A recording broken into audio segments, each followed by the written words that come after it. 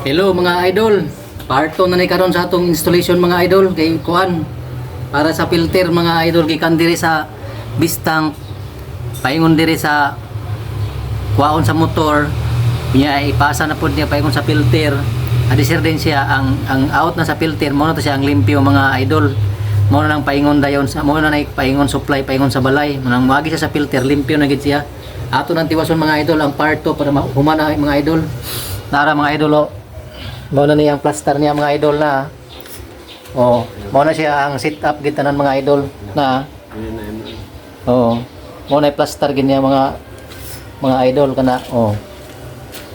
Mao na siya ang plaster, medyo kutil lang kay mga idol kay daghang kay mga pipe nga kuan ko ano nimo ba? Pang paliko-liko nga mga pipe. Sana all.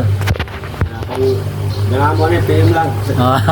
Kung ganaan mo na yung mga idol, PM lang. Lasa. May kahart, lasada din. Iya, kan betul, kan pasang lagi apa kok? Ya, dili di kahart, isa lasada nih.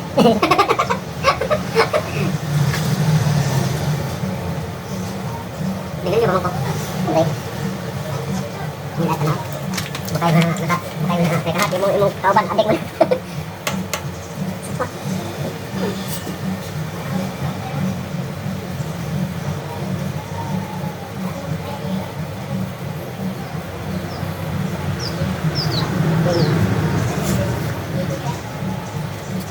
Pagnaman na nigo.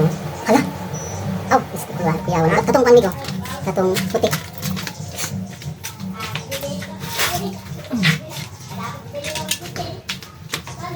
Kani siya mga ka-idol, mao ni siya ang kanang water sterilizer, mao ni siya ang muhatag siya og init.